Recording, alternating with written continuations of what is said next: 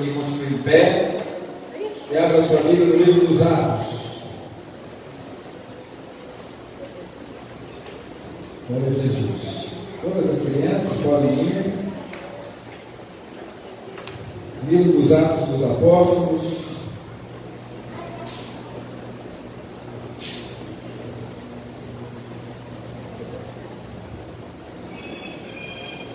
Nós vamos ler do verso 30 do capítulo 22 em diante, até o verso 11 do capítulo 23.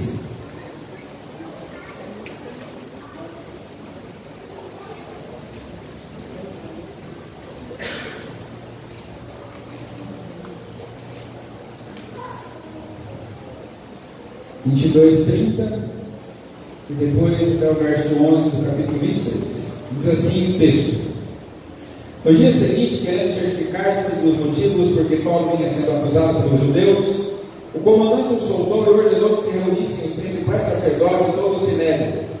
E mandando trazer Paulo, apresentou-o diante deles. Paulo, fixando os olhos no sinédrio, disse: Meus irmãos, tenho vivido até o dia de hoje com a consciência limpa diante de Deus. Mas Ananias, o sumo sacerdote, mandou os que estavam perto de Paulo que lhe batessem na boca. Então Paulo lhe disse: Deus vai ferir você, parede branqueada. Você está aqui sentado para me julgar de acordo com a lei, e contra a lei ordena que você seja agredido? Os que estavam ali perguntaram a Paulo: Você está insultando o sumo sacerdote de Deus? Paulo respondeu: Eu não sabia, irmãos, que ele é sumo sacerdote, porque está escrito: Não fale mal de uma autoridade do seu povo. Como Paulo sabia que uma parte do sinédrio se compunha de saduceus e outra de fariseus, exclamou: Irmãos, eu sou fariseu, filho de fariseus. Estou sendo julgado por causa da esperança e da ressurreição dos mortos. Ditas estas palavras, começou uma grande discussão entre fariseus e saduceus, e o sinédrio se dividiu, pois os saduceus dizem que não há ressurreição, nem anjo, nem espírito, ao passo que os fariseus admitem todas essas coisas. Houve, pois, muita gritaria no sinédrio, e levantando-se alguns escribas que eram do partido dos fariseus, discutiam, dizendo: Não achamos esse homem mal algum, e se de fato algum espírito ou anjo falou com ele? Como a discussão ficava cada vez mais intensa, o comandante, temendo que Paulo fosse despedaçado por eles, mandou descer a guarda para que o retirassem dali e o levassem para a fortaleza. Na noite seguinte, o Senhor, pondo-se ao lado de Paulo, disse: Coragem, pois assim como você deu testemunho a meu respeito em Jerusalém, é necessário que você testemunhe também em Roma. Mais uma vez, feche seus olhos, cubra sua cabeça e a minha esposa fazer uma oração. Glorioso Deus, te louvamos, ó Pai, pela tua palavra. Senhor, fala conosco, nos ensina, corrige. Pai, fala segundo a necessidade que o Senhor tem para falar com cada um aqui nesta noite. Que a tua palavra, Senhor, entre, penetre no mais profundo do nosso coração. Use o teu servo, Pai, como um canal do Senhor, para que ele venha falar dirigido pelo poder do teu Espírito Santo, ó Pai. Eu oro nesta hora, em nome de Jesus. Amém. Sentados.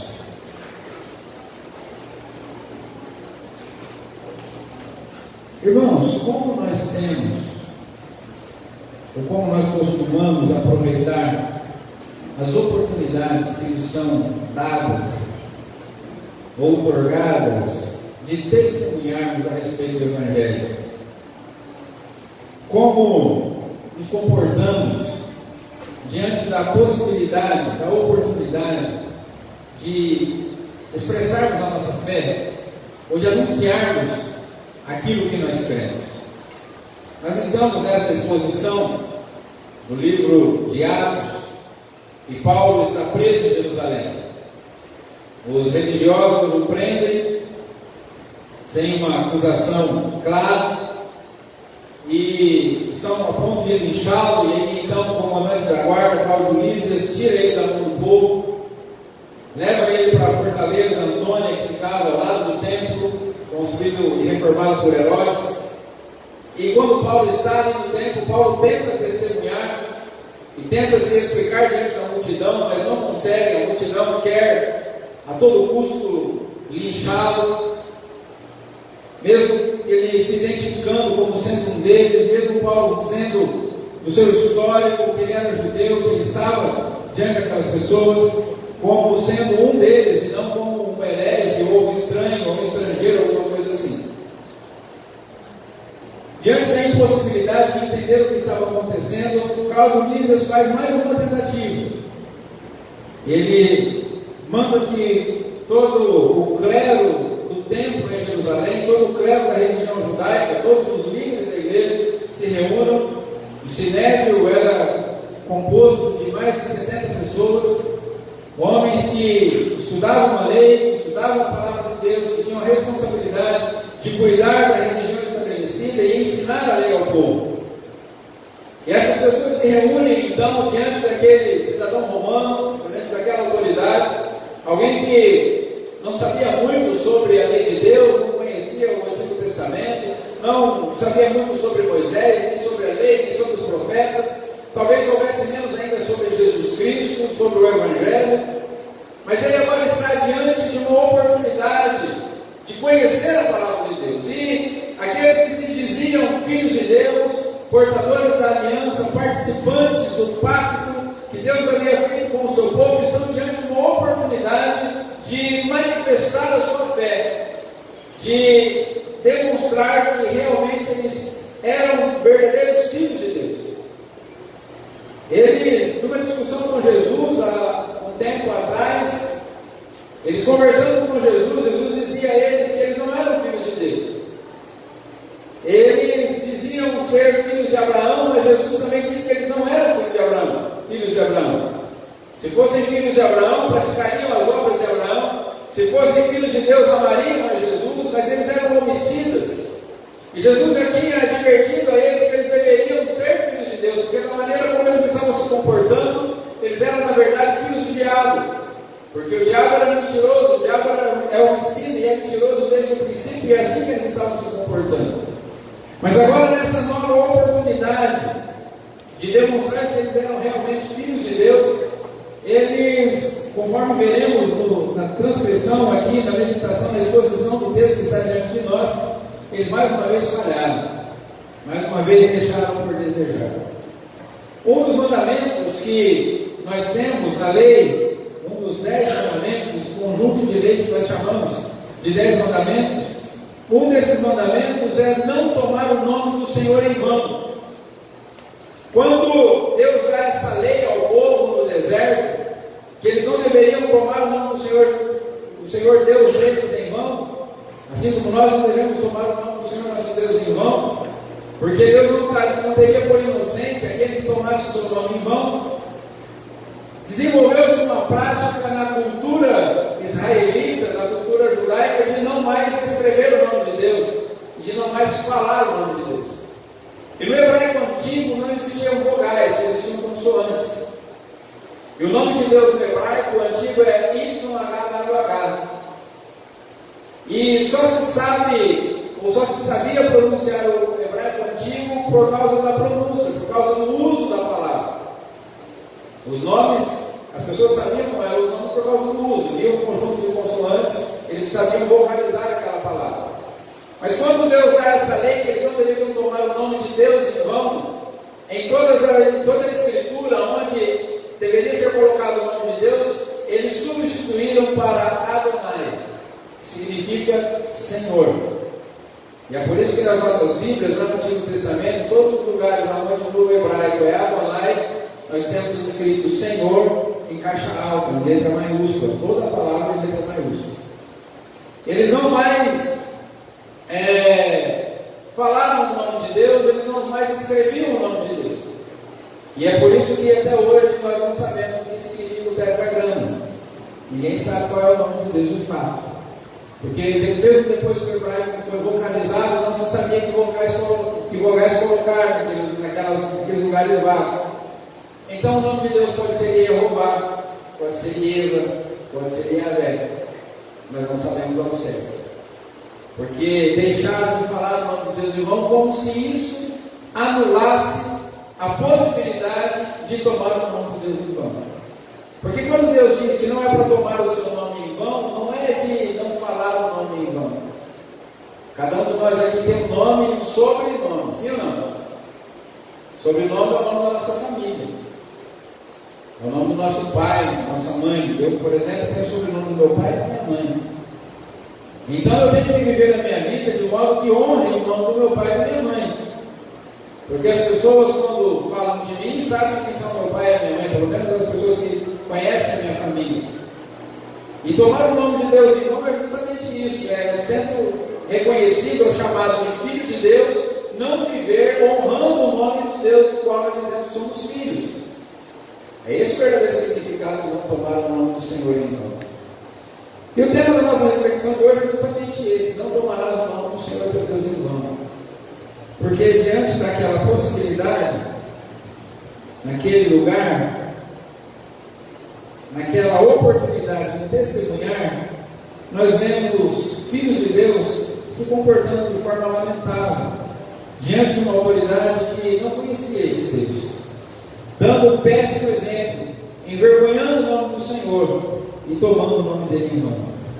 Ainda que não falasse, ainda que não escrevesse, ainda assim conseguiram tomar o nome de Deus em vão.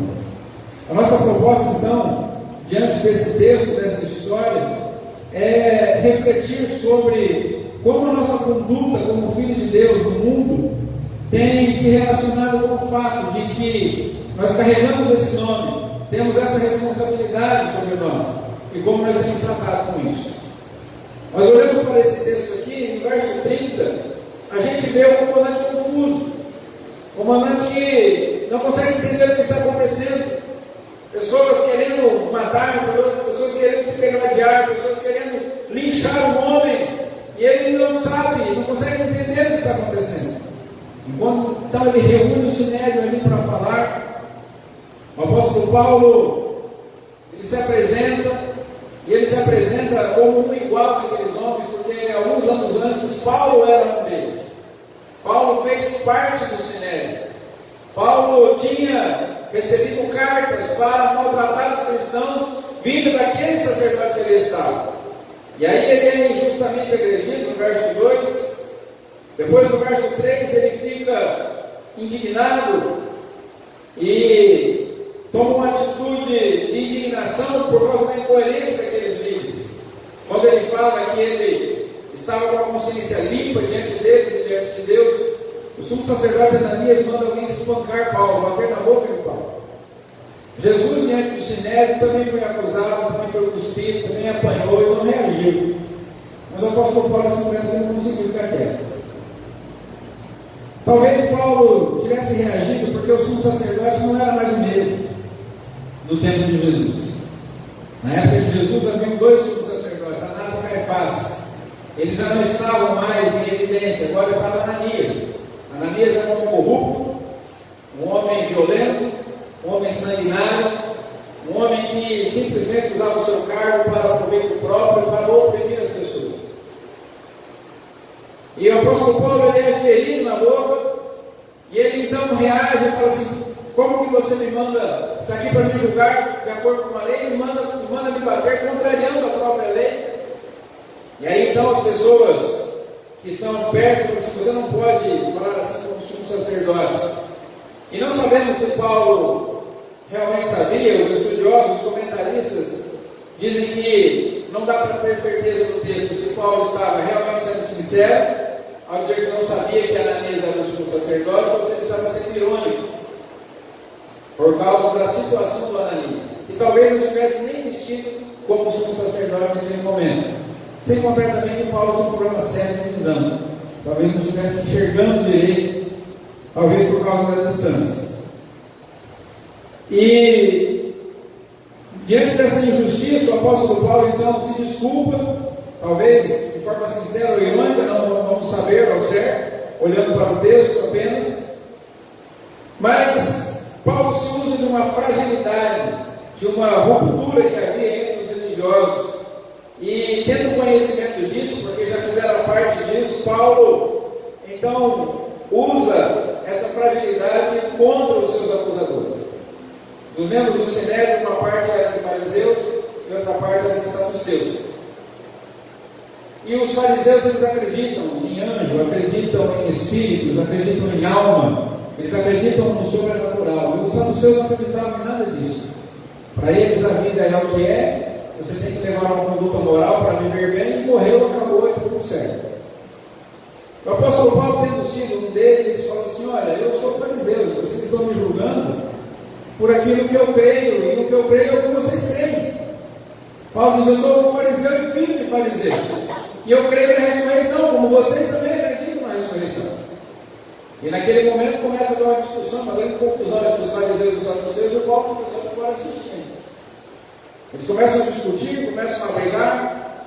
Quando a gente fala de farisaísmo, o movimento dos fariseus nasceu como um movimento de avivamento do povo de Israel. O movimento fariseu na nação de Israel, no povo judeu, foi um movimento abençoador, uma bênção. Eles trouxeram um avivamento para a religião judaica, eles defenderam a fé, defenderam o templo, mas em um determinado momento o avivamento virou um monumento. E aí as leis e as regras passaram a ser mais importantes do que a essência, a comunhão com Deus. E Paulo então lança essa semente de confusão no meio deles, eles começam a se degladiar. De repente um deles começa a defender Paulo.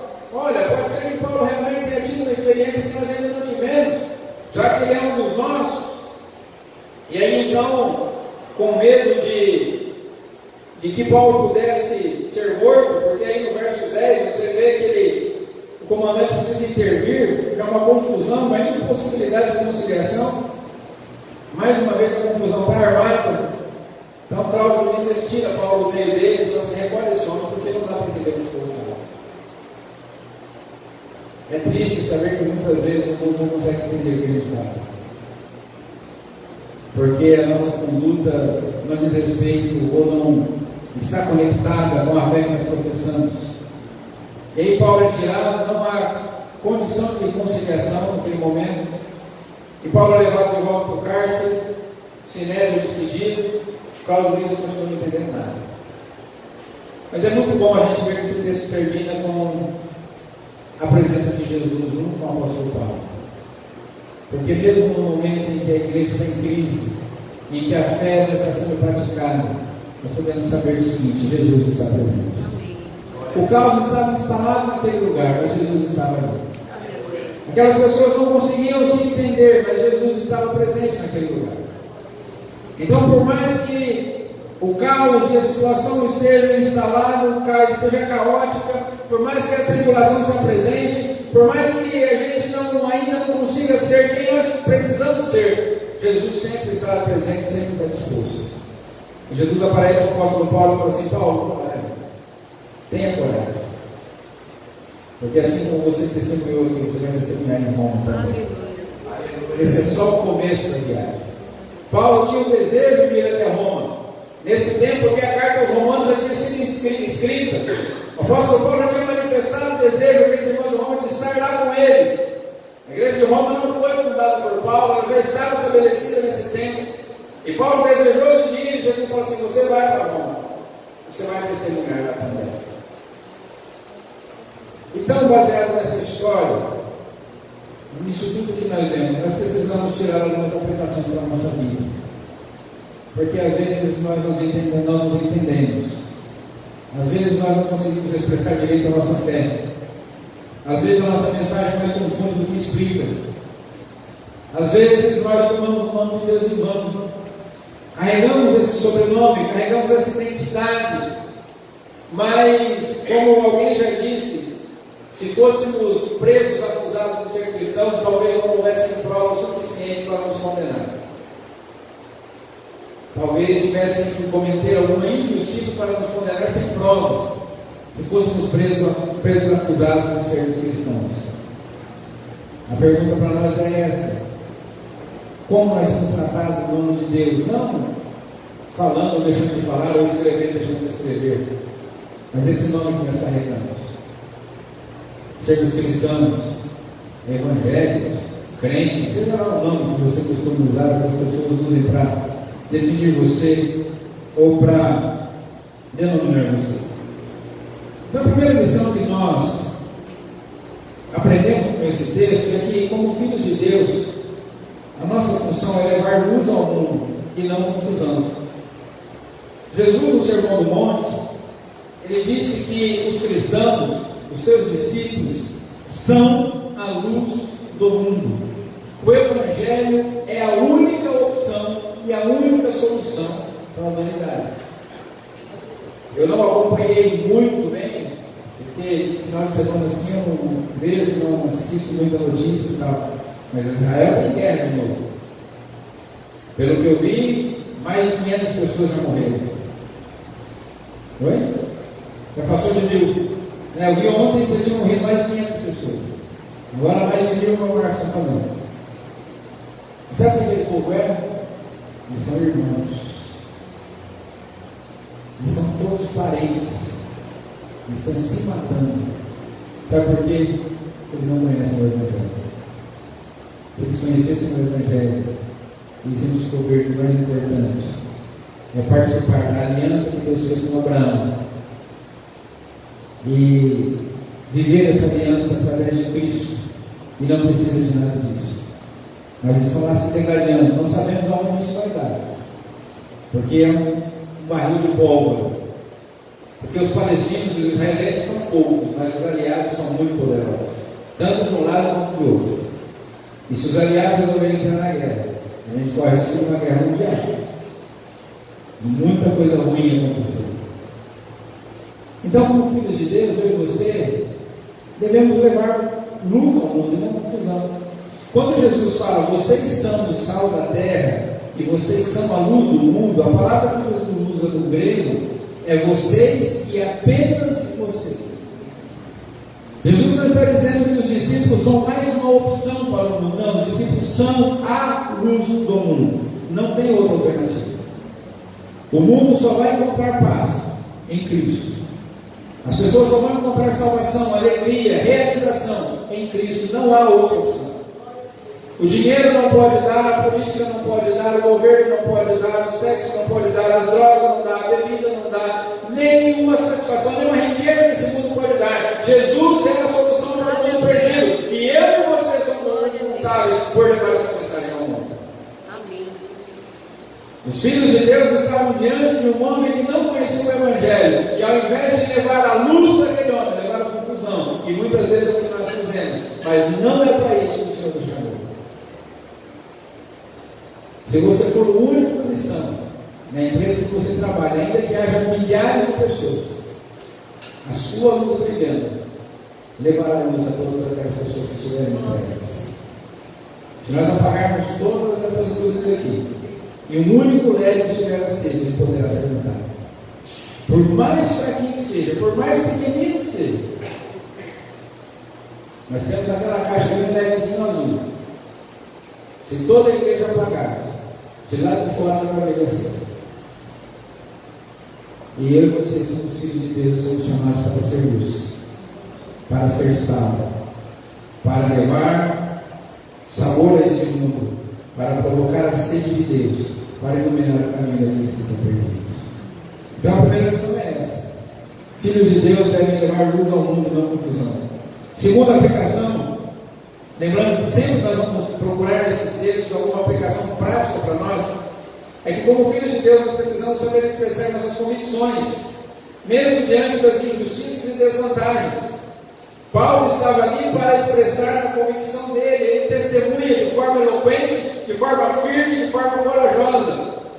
E eu e você, às vezes também, assim como Paulo estava em desvantagem, Paulo estava acuado, Paulo estava diante de um grande número de pessoas e estava sendo provado, desafiado a manifestar a sua fé.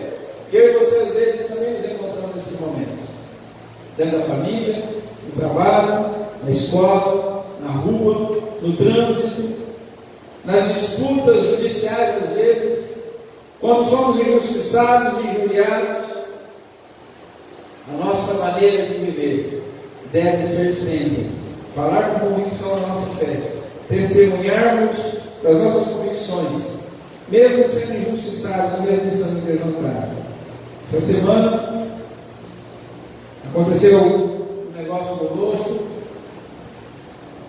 fizemos um negócio lá e descobrimos que estavam sendo, de alguma forma, passados atrás. E aí fomos lá conversar com a pessoa para tentar resolver a situação. E aí eu fiquei no telefone e a pessoa veio falar comigo no telefone e disse assim: olha, nós somos filhos de Deus e esse negócio não está certo.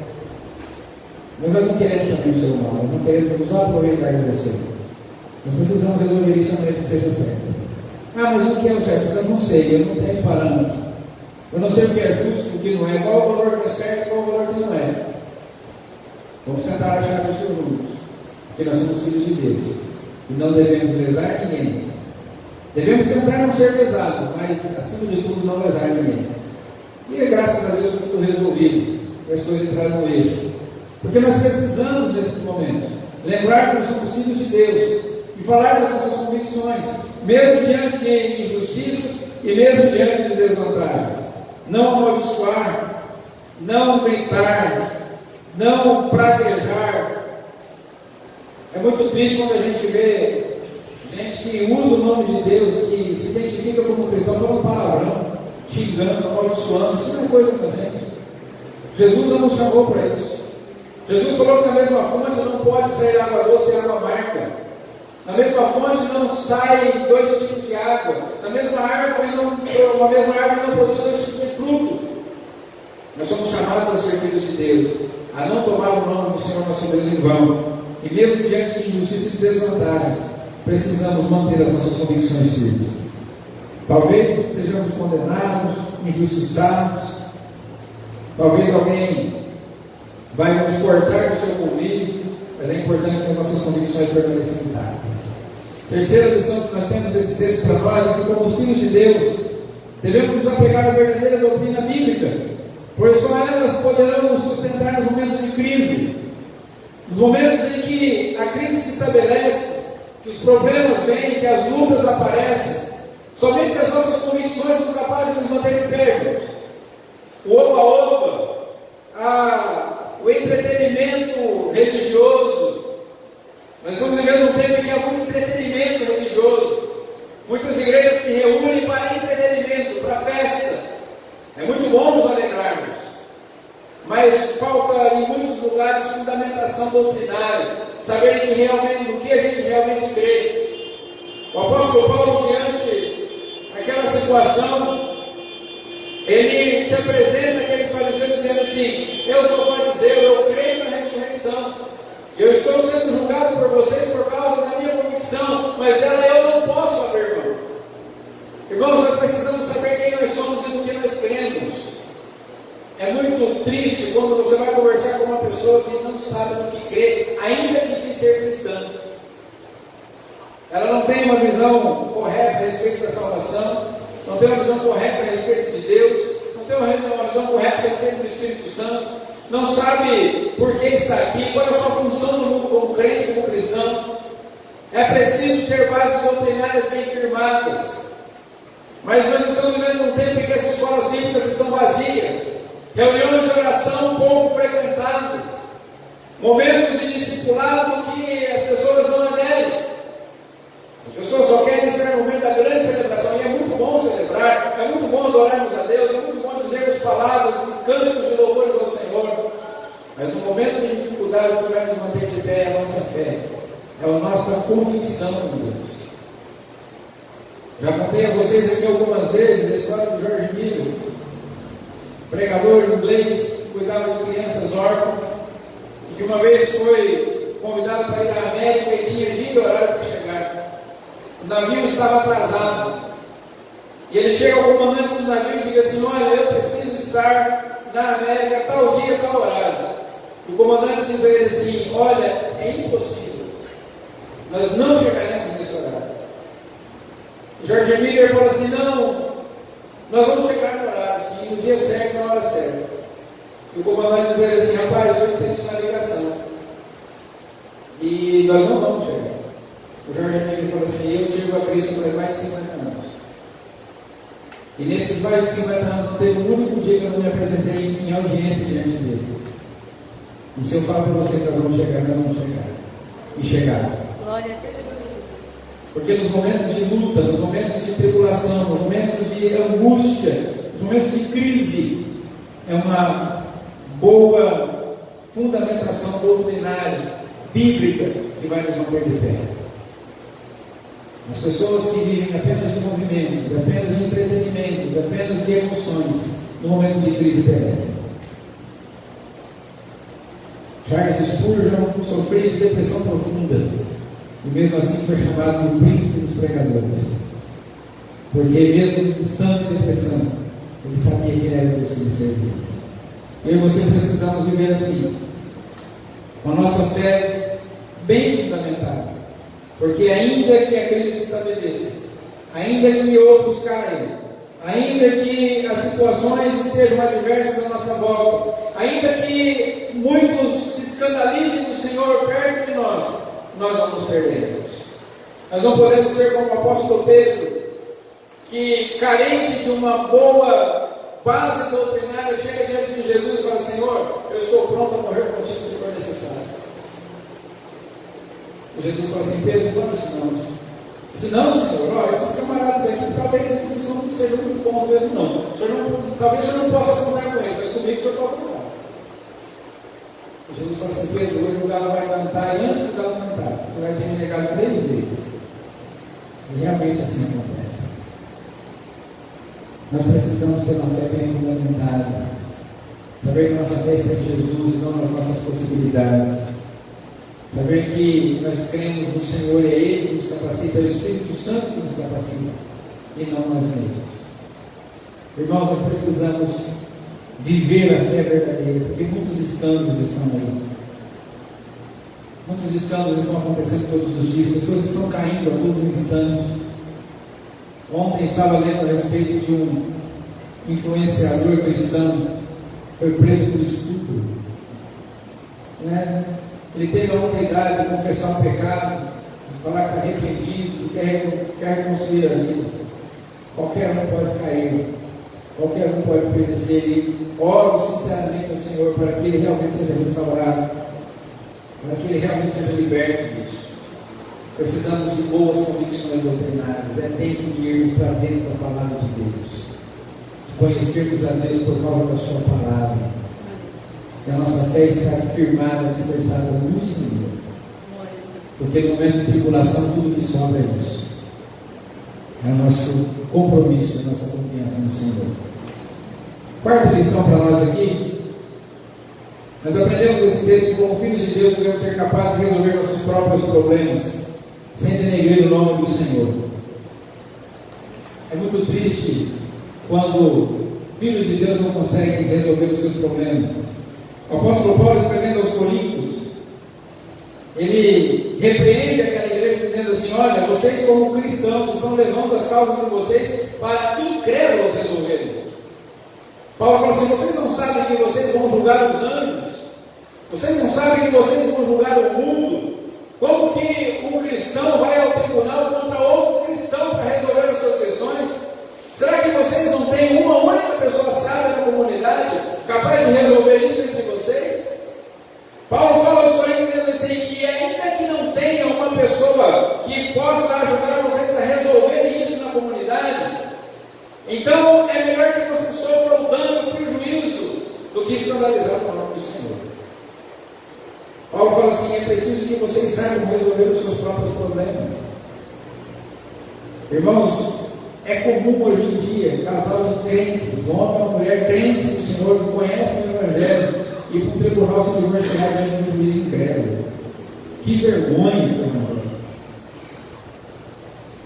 Porque os casais que conhecem a Cristo precisam ir para dentro da palavra de Deus, precisam se submeter à comunidade de fé, precisam ouvir os conselhos da palavra do Senhor, os preceitos de Deus para o casamento, e viver o casamento de acordo com a palavra de Deus. Não é de acordo com o que o mundo acha, com o que ele acha, com o que ela acha, é de acordo com a palavra de Deus. Conversei com um jovem hoje à tarde, ele me mostrou a foto da filha dele. Falei: muito bonita a sua filha. Falei: sabe qual é o maior presente que você pode dar a ela? Eu fiz o meu máximo que sabe. Qual é o maior bem que um pai pode fazer a um filho? Quem se arrisca? A melhor coisa que o pai pode fazer para um filho é amar a mãe dele. Ele disse: o melhor presente que você pode dar para sua filha é amar a mãe dela. Ele disse: isso não é questão de sentimento, é atitude. E é isso que nós precisamos. Nossas causas financeiras, nossos problemas matrimoniais, nossos problemas de relacionamento, nossos problemas uns com os outros devem ser resolvidos dentro da comunidade. Mas muitas vezes nós, lá fora do mundo, falamos mal da igreja, a gente fala mal do pastor, a gente fala mal de todo mundo. Às vezes a gente está lá em casa e nas refeições, a gente fala mal de todo mundo da igreja, perto das crianças. E aí quando a criança está com 15, 16 anos quer vir para a igreja, não sabe por quê. A criança olha para assim: a igreja é o pior lugar do mundo, vocês estão falando mal de todo mundo lá, eu vou fazer o que é lá? Como cristãos, nós precisamos aprender a resolver os nossos problemas. A gente vê de forma lamentável os filhos de Deus brigando diante de um homem que não conhecia nada sobre Deus. Imagina você chegar para aquele Cláudio Lisas e falar assim para ele: ó, você precisa se converter ao Deus de Israel. Eu olho assim: para quê? Para viver com vocês? Eu assim: eu sirvo aos deuses pagãos, o tempo não é, parece que eu tenho mais paz do que vocês. Parece que eu estou mais tranquilo. Porque naquela bagunça toda ali, tinha duas pessoas centradas: aquele comandante e o apóstolo Paulo. O resto era uma bagunça geral. Como filhos de Deus, nós resolvemos os nossos problemas dentro da comunidade. Amém? Mas aí é preciso se submeter a ela. Esse amém foi bem fraquinho. Amém ou não amém? Amém. Melhorou um pouco. Mas aí a gente se submete à comunidade.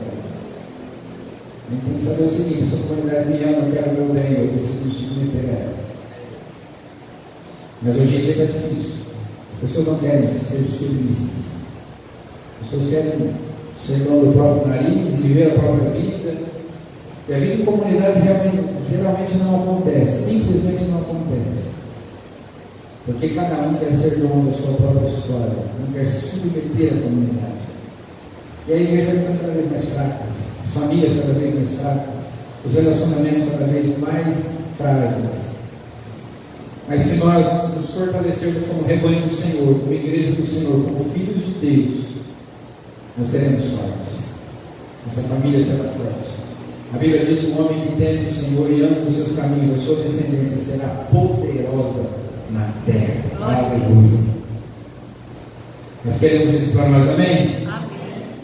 Quinta e última lição que a gente tira desse texto é que, como filhos de Deus, podemos sempre contar com a presença de Jesus em meio às tribulações. A gente não consegue ser a comunidade que a gente deveria ser, mas uma coisa eu tenho certeza: Jesus está presente. E se nós pararmos de olhar tanto para os problemas e tanto para as dificuldades, olharmos mais para Jesus, Ele pode nos ajudar a melhorar. Ele pode nos ajudar a caminhar mais juntos. Ele pode nos ajudar a oferecer a outra face, a dar a segunda milha, a dar a túnica quando também pedem a capa. Porque Jesus está presente. Jesus estava presente naquela situação. Situação caótica, uma situação de crise, que nós vamos ver no texto adiante, que vai piorar um pouco até. Mas Jesus estava assim: coragem, Paulo. Você testemunhou aqui, foi bem, mas tem mais coisas. Você vai testemunhar em Roma também. Eu estou com você. Eu não sei que problema você enfrenta, que problema você passa, não sei que desafios você está precisando superar para não tomar o nome de Deus em vão, para não envergonhar o Evangelho, para não negar a fé, para não desistir diante das tribulações. Mas uma coisa eu sei: Jesus está presente e Jesus está interessado em você. Jesus está interessado na sua família, na sua casa, no seu trabalho, nos seus estudos. Jesus está interessado nos seus relacionamentos. Jesus quer fazer parte, Ele quer participar. E como escreveu Alford, uma migalha da graça, da ajuda divina, pode ser multiplicada para alimentar as 5.000 necessidades e ansiedades. Não importa se você tem 5.000 necessidades que não estão sendo atendidas, não importa se você tem 1.000 tribulações ou 5.000 tribulações, mas uma migalha da graça de Deus pode se multiplicar em algo grandioso, que a bênção do Senhor pode vir sobre o seu lar, sobre a sua família, sobre o casamento, sobre o trabalho, sobre a carreira, sobre o emprego, sobre os relacionamentos, sobre todas as coisas que dizem uma só migalha da graça. Aquele que multiplicou 5 pães e 2 peixinhos para mais de 10.000 pessoas, pode multiplicar aquilo que ainda resta e fazer de você um testemunho poderoso para a glória de Deus. E você será usado para dizer para aqueles que estão perdidos: olha, Jesus pode mudar a sua história, porque Ele mudou a minha. Jesus pode transformar você, porque Ele me transformou. Jesus pode cuidar da tua situação, porque na minha Ele cuidou. Os momentos em que a comunidade for atacada, você pode dizer: não, eu faço parte dessa comunidade, eu sou membro dessa comunidade, eu pertenço a essa comunidade. Nós temos defeitos sim, mas nós amamos Jesus, nós estamos melhorando, nós estamos no caminho. E se tem algum problema dentro da comunidade, nós vamos orar e tentar ajudar a resolver. E não ser parte do problema, é aumentar o problema. Então eu concluo aqui, queridos, dizendo que Jesus viveu nos dando exemplo de como deveríamos nos comportar como filhos de Deus. Ele se comportou plenamente como filho de Deus. E Ele fez isso para que todos nós possamos manifestar obras que possam ser vistas pelos homens, de forma que ao ver as nossas boas obras, eles glorifiquem ao nosso Pai que está no céu. Jesus disse isso: assim brilhe a vossa luz diante dos homens, para que vejam as vossas boas obras e glorifiquem ao nosso Pai que está no céu. As nossas boas obras não dizem respeito a nós. O bem que nós fazemos não é para nosso próprio reconhecimento, mas é para a glória de Deus. A nossa vida precisa ser manifestada de forma que as pessoas olhem e dizem assim: olha, isso só pode ser obra de Deus, não é coisa que um ser humano consegue fazer. Porque vivermos plenamente como filhos de Deus é algo que só o Espírito Santo pode fazer. Uma boa conduta moral, ser economicamente honesto, isso não pode glorificar a Deus. Isso é uma obrigação de todo mundo, qualquer ímpio consegue fazer isso. Mas praticar obras que glorifiquem a Deus é coisa que só o Espírito Santo pode produzir na nossa vida. Aleluia. Por isso nós devemos viver sob a orientação e sob o poder desse Espírito, para que possamos assim resplandecer como astros que refletem a glória de Deus, não a nossa, nesse mundo de escuridão, de modo que muitos possam chegar ao conhecimento da verdade. Não tomarás o nome do Senhor teu Deus em vão. Aquele que assume o nome dessa família precisa viver em conformidade com o caráter dessa família. Quem é da família de Deus precisa viver como filho de Deus. Pastor, mas todos são filhos de Deus. Não, não são.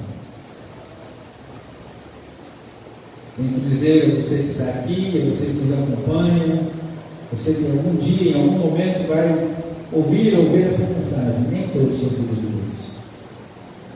Nós todos nascemos como criaturas de Deus, mas filhos de Deus de acordo com o próprio Senhor Jesus são aqueles que creem nele. O apóstolo João escreveu: todos quantos receberam, deu-lhes o poder de serem feitos filhos de Deus, a saber, os que creem no seu nome. Filhos de Deus não são aqueles que têm uma religião. Filhos de Deus não são aqueles que passaram pelas águas do batismo. Filhos de Deus não são aqueles que são membros de uma igreja evangélica, mas filhos de Deus são aqueles que receberam Jesus na sua vida. Ser batizado é importante, estar na comunidade é importante, mas só é filho de Deus aquele que nasceu de novo. Nós nascemos como criaturas de Deus, imperfeitas, manchados pelo pecado, mas podemos ser regenerados, nascer de novo, como filhos de Deus, se crermos em Jesus como Salvador. E a pergunta para nós é: você já é um filho de Deus? Você já foi adotado dessa família? Você já recebeu esse nome? Esse nome, teu nome já está escrito no livro da vida, com o sobrenome de filho de Deus? Se você ainda não é um filho de Deus, você deve entregar a sua vida a Jesus hoje. Porque eu não sei quantas oportunidades mais você terá. Eu sei que essa Deus está te dando. E a vida pode se exair muito mais rápido do que a gente imagina. Permita-me usar aqui o testemunho do irmão Romero. Estava trabalhando num dia normal como qualquer outro. Segundo ele, de repente, um aperto no peito, falta de ar, e pela providência divina estava perto do socorro. Nós não sabemos. Mas hoje a oportunidade é dada. E você que ainda não tem certeza de que é um filho de Deus, entregue sua vida a Cristo hoje. Não perca tempo. Confesse que você é um pecador que precisa da graça e da misericórdia de Deus. Peça para Ele vir morar no seu coração e para o Espírito Santo te ensinar a cada dia como viver um bom filho de Deus. Faça uma aliança, um pacto com Jesus, seja batizado e viva como um verdadeiro filho de Deus. Porque os dias são maus, as oportunidades estão diminuindo, o fim está próximo. Não quero levantar você, mas nós não sabemos o que vai virar esse incidente lá em Israel. E parece que há muito tempo que não acontece algo que está acontecendo agora. Talvez isso não nos afete aqui, mas nós não sabemos. Hoje há a oportunidade, receba Cristo como Salvador, não perca tempo. E você que já é um filho de Deus, você que um dia entregou sua vida a Cristo, passou pelas águas do batismo, pertence a uma comunidade de fé, tem honrado esse nome ou tem carregado esse nome em vão? Assim como você honra o seu sobrenome, assim como você preza por não ter o seu nome nas instituições de proteção ao crédito, assim como você preza por não ter o seu nome negativado na sociedade, mais importante que isso é ter o nome positivado no céu. É honrar o nome de Jesus.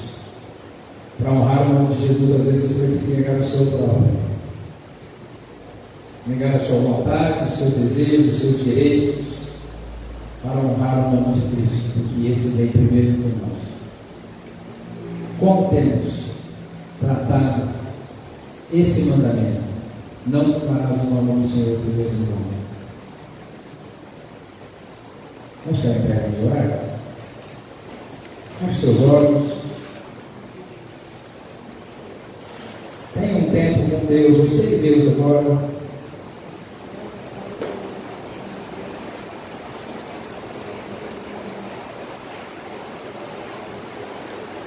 Fale com o Senhor por um instante. Eu quero orar nessa noite porque eu não quero tomar o nome do Senhor em vão. Jesus subiu naquela cruz, passou toda aquela vergonha por minha causa. Jesus foi chicoteado, foi maltratado, foi cuspido, foi envergonhado publicamente. Não sei se você tem essa imagem na tua mente, mas Jesus foi despido, tiraram toda a roupa dele. As nossas gravuras sobre a crucificação, os filmes, colocam Jesus com uma roupa íntima, mas ele não estava usando aquilo no momento da crucificação, ele estava nu. Por mim e por você.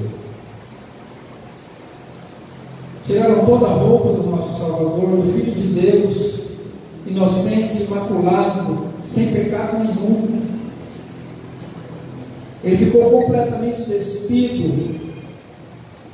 E despido, ele começou a apanhar no meio de todo mundo, publicamente. E foi chicoteado, açoitado. De forma que muitas pessoas só saíam daquele açoite mortas. E ele resistiu. Por minha causa, por sua causa. Fizeram ele andar pelas ruas, carregando aquela cruz, todo ensanguentado. De forma que ele não conseguiu suportar, ele caiu, precisou de alguém ajudá-lo com a cruz.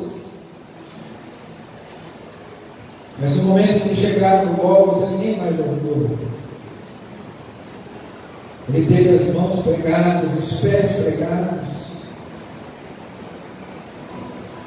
Foi levantado nu naquele madeiro, exposto, envergonhado.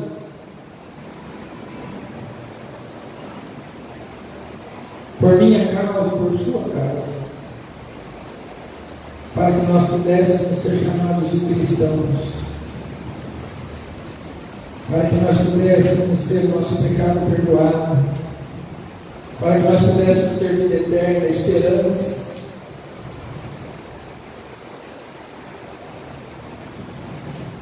E hoje eu e você achamos difícil pagar o preço de carregar esse nome. Hoje eu e você damos mais valor às ilusões desse mundo do que ao nome de Jesus.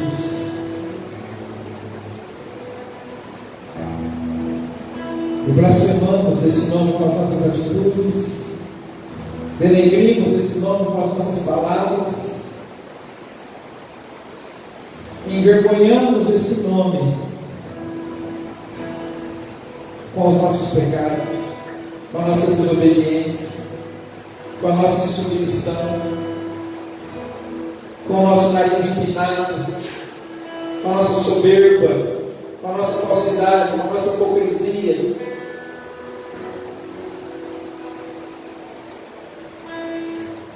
Eu quero orar com você que não quer tomar o nome do Senhor em vão, que quer reconhecer Ele como Senhor da sua vida.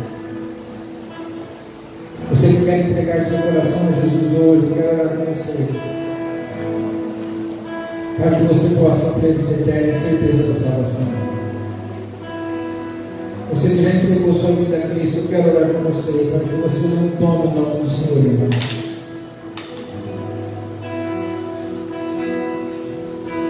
Quero orar para que o Espírito Santo te dê força para suportar as aflições, as tribulações, as injustiças, as perseguições.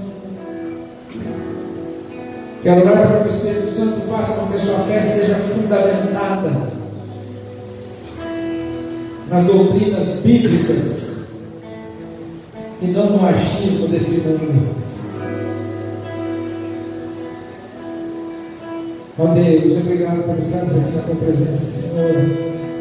Obrigado por falar conosco nessa noite. Obrigado, Senhor, por nos fazer entender o valor que é carregar este nome que está acima de todo, sobre todo nome. Esse nome que está acima de todo nome que nós carregamos, o nome de Jesus, o nome de Cristo, o nome de cristãos. É um privilégio poder ter esse nome. É um privilégio poder ter esse sobrenome. Senhor, eu te louvo pela vida do meu pai, da minha mãe, pela minha família, pelo nome que eles me deram.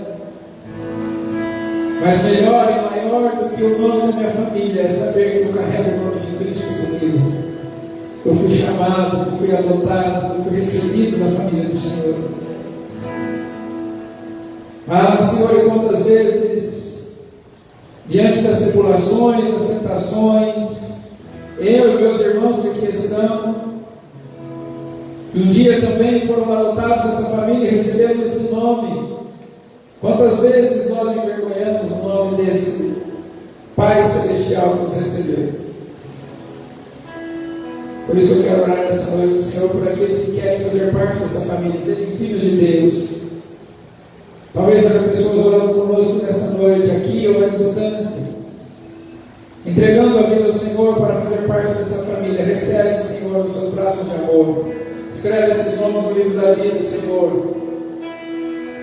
Proporciona uma experiência nova, um novo começo, um novo nascimento, a regeneração do Espírito, a transformação da vida, Senhor. Enquanto o Teu Espírito Santo também nos ajuda, Pai, a abrirmos mão das nossas convicções, dos nossos achismos, das ilusões do mundo, do pecado, para que possamos honrar o nome do Senhor. Porque é mais importante do que fazer a nossa vontade é glorificar o Teu nome. Por isso oramos ao Senhor, venha o teu reino, seja feita a tua vontade, aqui na terra, da mesma forma como ela é feita no céu. Senhor, ajuda-nos nisso, Pai. Ajuda-nos, ó Senhor, a aplicar essa palavra na nossa vida e a viver, Senhor, de acordo com aquilo que tu tens falado conosco. Muito obrigado por nos receber aqui nessa noite, Pai. Obrigado por falar conosco de forma tão graciosa. Nos ajude a viver dessa forma através do teu Espírito para a tua glória. Aleluia. Amém. Você que vai participar da ceia, permaneça em pé. Se você porventura não for participar, pode ficar sentado em oração. E nós lembramos sempre que a ceia